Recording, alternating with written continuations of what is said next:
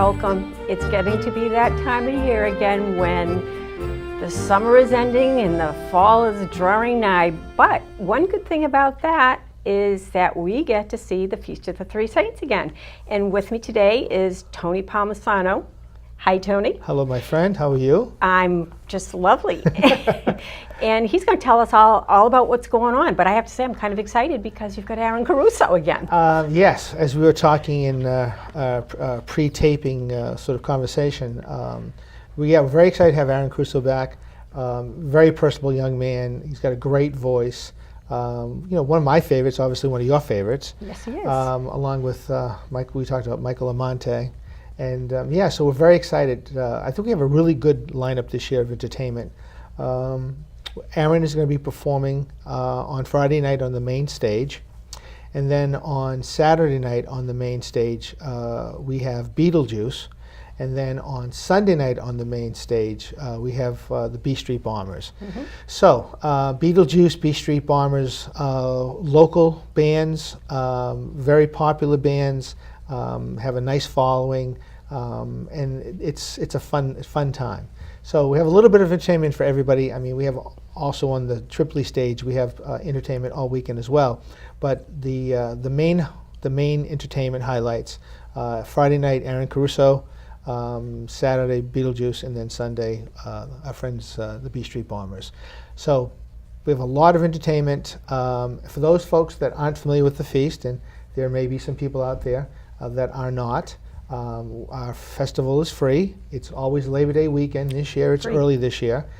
First, second, and third starts Friday night. We have free parking, free entertainment, no charge to go. We also have a shuttle this year. So if you park behind the Everett Mills and you don't want to walk, we will have a shuttle bus. I think we're working with the Merrimack Valley Transit's their trolley. So we'll have the trolley coming and picking people up, and then I think the dispatching site is on the corner of Union and Essex Street, right at the church. Mm-hmm. So that's where people will get dropped off and picked up, and then they'll be circulating through the parking lots. And then the council decided this year that they wanted to do something for the young families and for the kids. And I'm a big proponent of bringing young families and kids to our festival so they can experience the tradition. They're our future, exactly. And your future. And my future as well. And so this year we have a bunch of kids rides that we always set up across the street from Tripoli's in the parking lot, mm-hmm. right? And this year, all the kids' rides are free.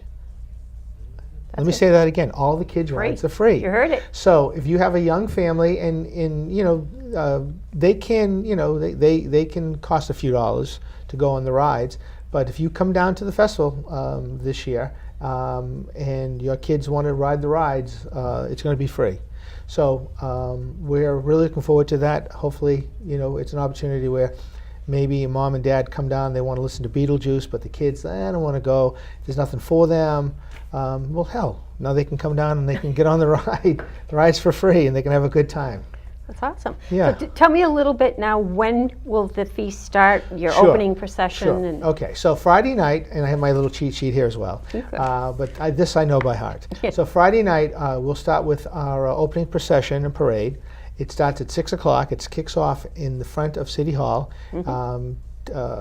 I'm pretty sure Mayor Rivera and many of the city councilors and fire chief, police chief will join us. Some of the local representatives will obviously join us. And then we march the parade route. So we march, and then we wind up in front of our church, Holy Rosary Church at Corpus Christi Parish.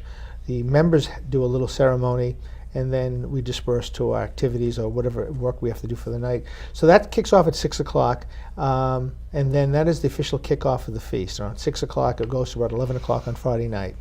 So we have entertainment. I mentioned Aaron Caruso, but I have something new this year that I want to talk about. Is last year, Lawrence native Giovanni DeCunto, the painter.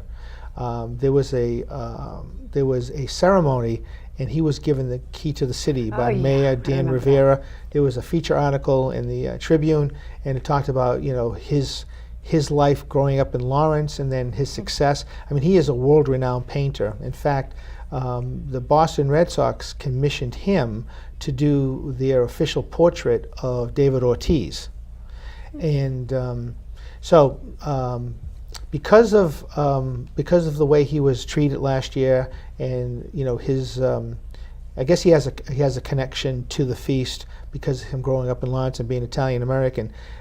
He has offered to paint a painting that he is going to give to the society, and we are going to have that unveiling on Friday night on the main bandstand prior to Aaron Caruso. So I know you'll be there, you'll be taping it, so that will be something that you can you can film, and then you can obviously communicate that in your video to people on the TV station over the next few weeks. So we have Johnny DeCunto, who's going to be donating a painting. Not quite sure of the subject matter.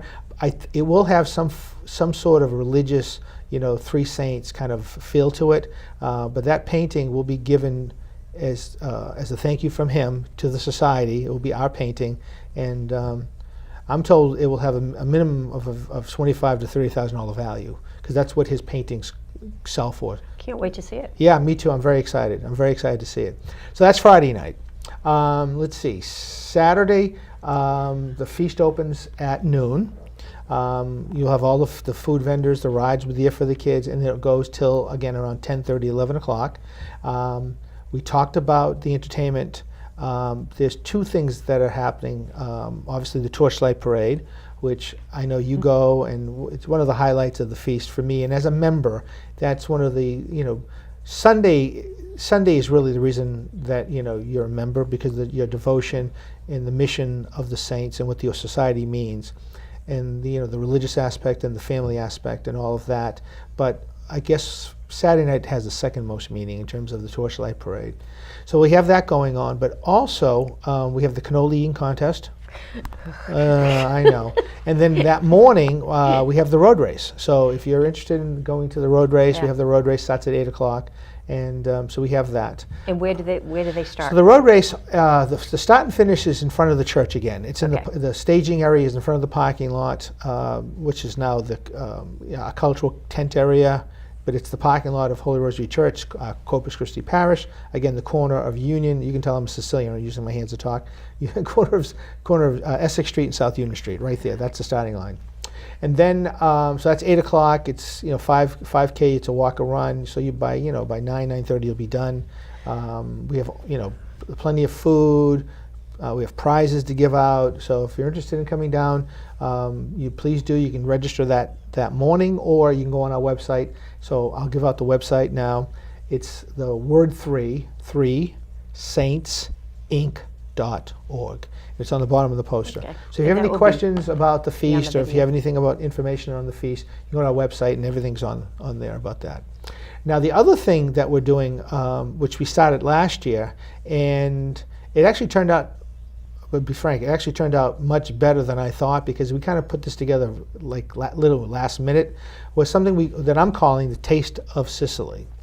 So last year, and I don't even know if you participated, because I know you're there a lot and you can't be there, every hour. The cheese making. Yes. That was so good. Yeah, so you were there. Yeah, and somebody did he make bread dough? Yes. Okay. That cheese was awesome. It was good. Okay, so you're obviously familiar because you were there, and I apologize for not remembering that, my friend. But last year we started this thing called the Taste of Sicily. So this year we brought it back, but it's as they say in the cooking world, we're going to kick it up a notch. So first of all, it's going to be in the cultural tent area. We are going to set up our own separate area. We're going to have a tent. We're going to have it on a platform. So for the cooking demonstrations, people will be able to have like an auditorium-style seating, so people can kind of get the sense and they'll see exactly. So starting at 3 o'clock on Saturday afternoon. Now, again, we felt like that was kind of a slow time, so that would be a good time to do some other more creative things and kind of round out the whole, feast experience for some people. We're going to have Carmine Manganelli. He's an olive oil producer and balsamic vinegar from Italy. His product line is called La Fama. They're in all the high-end restaurants. Tuscan Market, Tuscan Kitchen carries his product. He'll kick it off around 3 o'clock, and he'll do an olive oil and balsamic vinegar tasting. Okay. Then after him, about 45 minutes later, but we're going to have the fellow from Wolf Meadows Farm, the cheesemaker. He's going to come, and he'll make his ricotta and his mozzarella fresh, as you saw last year, right there. He made it. So good. Okay. And then after that, we're negotiating with celebrity chef Joe Gatto. He's from Melrose, and he is supposed to be coming in. He's supposed to be making homemade fresh pastas. And then we're going to end it with a one and only dear brother, friend, Pete Messina. So Pete's going to come back, and he's not making last year he made sausage, if you remember. That I don't remember. Okay. This year he is going to make, I'm pretty sure it's eggplant Parmesan. He's going to make eggplant. And then in between that time period, say 3 and 5:30, while all these food demonstrations are going on, we're also going to do food and wine. We're going to do wine tasting. So for a nominal fee, you can taste different wines and then pair them with the different foods that our people are going to be making, the exhibitors, vendors, whatever you want to call them, that will be making. And so yeah, I'm with you. I'm looking forward to the fresh cheese. It was phenomenal. It's very exciting, isn't it? I guess I had never had really fresh mozzarella. Yeah. So I went out and bought some, but it wasn't. It's not the same. It wasn't. So his store is located in Amesbury. It's Amesbury, Mass, and he sells to all the high-end restaurants. All the fresh mozzarella, all the fresh ricottas, and he also makes a couple other soft cheeses. He only makes soft cheeses, if I remember that correctly. But then he sells to all the sort of boutique-y little restaurants and little stores. All his milk is organic. He buys only organic milk that gets delivered every day from what's the guy in Drake? It's Shaw's. He gets his milk from Shaw's, and he gets his milk from a farm in Newbury, Artichoke Hill Farm. So all his milk is 100% organic, and it's an incredible product. It really is a great product. Should I bring my little cooler with me? Yes. Because he does. I told him last year. I told everyone, you can sell product, and they didn't know what to expect, and they brought some stuff, and he actually sold out of the product that he bought. Yeah. So I expect with the little promotion this year, and for the 30 or 40 people that were there last year who bought, they'll be back. So yeah, it'll be good. Definitely. So we have that on Saturday, and then we have the Torchlight Parade, and then on Sunday we have the Mass in the morning. Starts at 10 o'clock. The feast opens at 12. The procession is at 3 o'clock in front of Holy Rosary Church.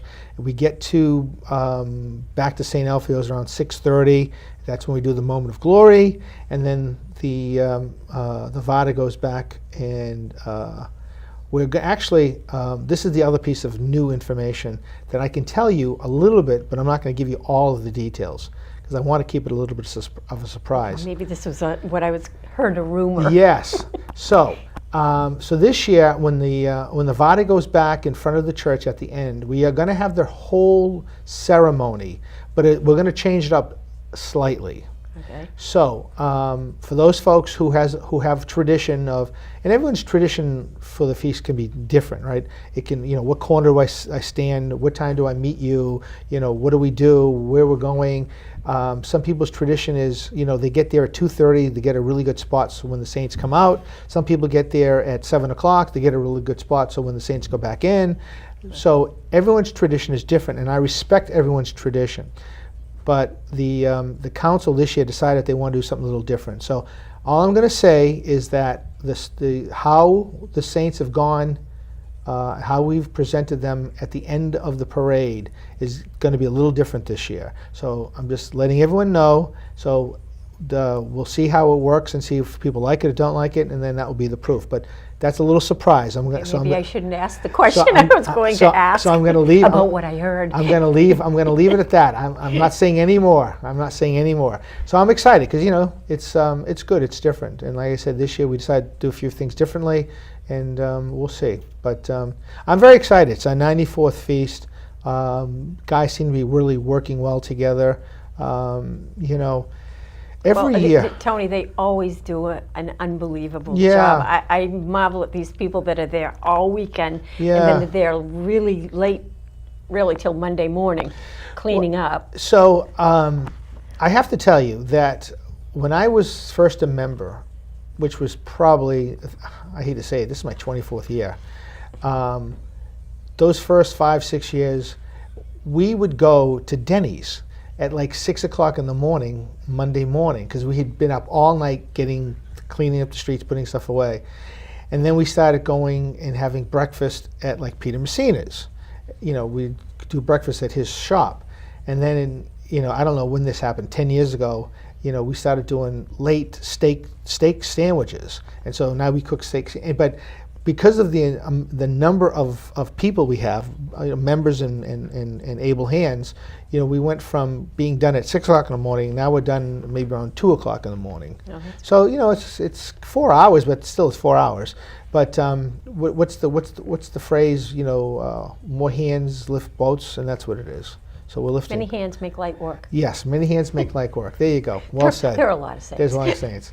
So yes, so a lot of organization, a lot of hard work, but for all of us, it's it's a weekend. It's a weekend a year. And if you're a member of something that you believe in, if you can't volunteer a weekend a year to put in, then maybe maybe you're not really passionate about that organization's mission, I guess.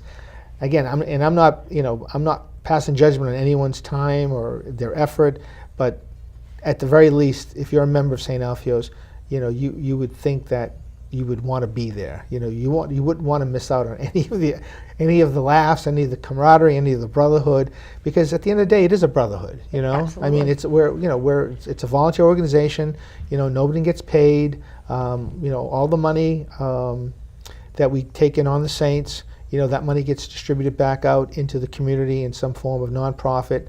I don't have the program book because it's not ready yet, but if you go into our program book, you will see a list of all the organizations that we have donated to in the past, as well as a photo of the 5 students from the local high schools that won scholarships this past year, Okay. and what high school they're from, what college they're going to. And so we promote that because your donation, $1, $1, $5, it doesn't matter to me. I wouldn't care if you gave any. If you have no financial ability to contribute, I'm fine with that. If you want to come down because you feel motivated to come down, fine. If you come down because you want your kids to have free rides this year, I'm fine with that. Yeah. If you come down because you're meeting your high school friend there and you're going to walk around the street and you're going to talk about high school days, I'm fine. Whatever your tradition is, whatever motivates you is fine. Just come and be part of it. You hear that now, everybody? Just come. That's all I'm saying. Just come. I would be remiss if I didn't take a moment, first of all, to thank the City of Lawrence and Mayor Rivera. Without his support, without the police and the fire, we couldn't do this. Yeah. All right. I would also need to thank Lawrence General Hospital because they work very closely with us. Paul Brennan, the EMS services, they provide the EMS services for the weekend. They also provide coverage for the road race. They also are kind enough to let us have use of their parking lot on General Street. I would be remiss if I didn't thank DPW and the things that they do for us. And then last but not least, I have to thank you, my friend. Lawrence, I'll take that, thanks. Lawrence Cable Access Television has been with us from the beginning. I don't even remember how many years it's been that we've been talking about this, giving us this platform to talk about this feast that we care so much about, this event that we care so much about for the city of Lawrence and for the people of Lawrence. Now, granted, not everyone that comes is from Lawrence, which is fine. But it's a community event. Come to Lawrence. Come to Lawrence and see what we do and see what the people of Lawrence and participate in a great family cultural event. It's safe. It's fun. There's great food. There's great entertainment. It's all free.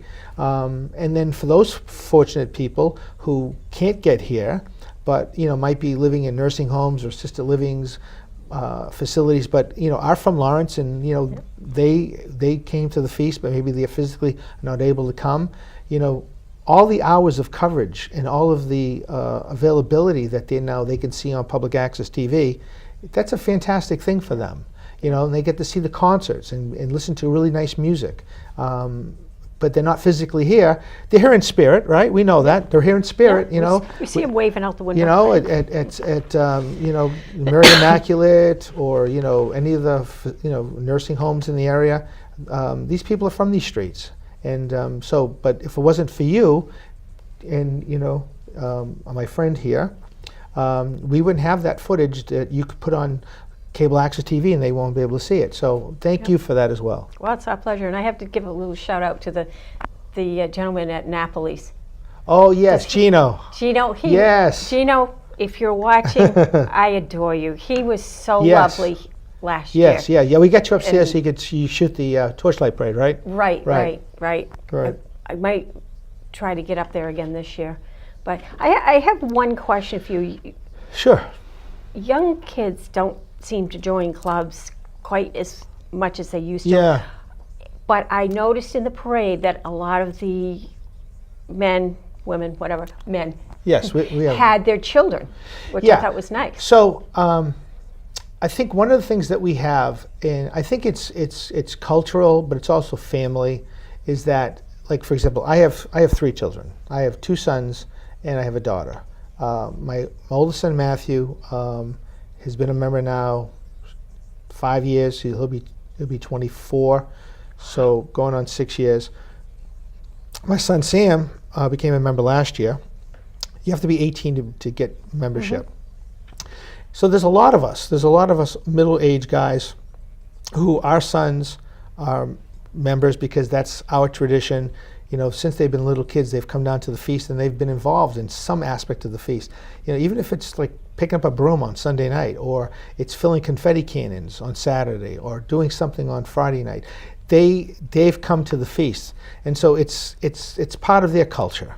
It's not just our culture; it's part of their culture. And so a lot of the members, their sons and their daughters too. Unfortunately, we're members only, male only organization. That could change someday, but right now, so it's it's all our sons that come down and can become members. We could not put this feast together if we didn't get the support of our loved ones, and that includes members' wives and girlfriends and daughters and mothers and aunts and uncles. It's really a family, and that is part of the fabric of this organization. So it's not just, yes, we're a male-only society, but it is all of our families. And I always use the example of my very good friend Ray DiFiore, who you know very well. Mm-hmm. Ray has always preached, there's things that his mother-in-law used to do for the feast that his wife Kay did, and now his daughter Rosemary does. That's a job. It's a task. It's a whatever you want to call it. That the family, they'll continue that because that's their tradition, right? That's good. Like my tradition is I pull Levada with Ray. We pull Levada together. I've been pulling this with him for many years. Maybe someday my son will pull it. Maybe he won't. But everybody works together, and like I said, it's all of our families. It's our wives, it's our girlfriends, it's our daughters, it's our mothers, it's our aunts. They're all part of it, and that's and it's nice to see. Listen, we're at a point in our lives where you see people in maybe the happiest times of their lives when somebody's having a wedding, or in the lowest part of their lives when someone is being put to rest. Right? I mean, that's the time. That's where I am in my life. Right? Yeah. It's just a continuum of life. To see people at the feast is a pleasure because everyone is having a good time, and you can, hey, I may not see some of these people, if I don't see them at the grocery store or see them at the dry cleaners, I probably don't see them until I see them at the feast once a year. And it's so nice. How are you? How are you doing? How are you feeling? That's community. Isn't that community? And that's what the feast is. We have a community, but it's not a closed community. We're open to everybody, you know. So, and I say this all the time. You don't have to be Italian. You don't have to like Crispelli's. You don't have to be even religious. But if you want to come down and because you believe in your family and you want your kids to be exposed to good values and traditions, come to the feast. So, back to Crispelli's. So, as you know, you make this one quick. Yes. We only have a couple minutes. minutes. I want everyone to know that even though the Italian kitchen is no longer in operation, good friend Greg Frado from North End Deli is going to be making Crispelli's. So, awesome. if that's your reason for coming down to the festival, which is fine by me. Again, whatever motivates you to come. North End Deli will have Crispelli's this year. I can't say if there'll be Italian kitchen style Crispelli's, but I know they have a Crispelli's. And then the last thing I want to say is it takes a lot of resources, and it takes a lot of money. And I have to thank our sponsors, and you have a list of our sponsors there. So let me borrow that from you for a moment, so I can make sure I get everyone. So first of all, I want to thank the City of Lawrence because without them, we would not be able to do this. But I want to, in no particular order, the Zappala family, Tripley's Bakery has been a great sponsor. The Farrow family from Tuscan Kitchen and Market, the Zappala family from Jackson Lumber and Millwork, Cardadella family, Cardadella Funeral Home, even though they no longer own the Cardadella Funeral Home. I want to thank them for being a sponsor. Market Basket, Demoulas Foundation, I mentioned North End Deli.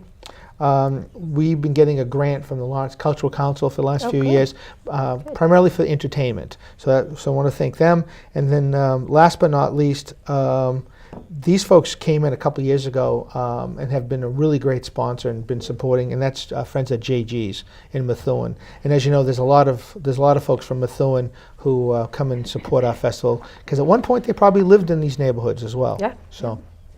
But anyway, thank you very much for what you do. Thank you. I look forward to seeing you Friday night I'll be there. at the festival. Standing right in front. I know exactly where you are. And if there's anything you need, just ask me and I'll make sure it's done for you. Okay, maybe I will get up with Napoli's again. There you go. All right, so you've heard it from Tony. This is the postal. Look for them. I'm assuming they're up around town. They're up and around town. That's right. So get the schedule down. Come and visit Friday us. Night, Friday night, September the 1st is the kickoff. And come see Aaron Caruso. He's my favorite right now. Great.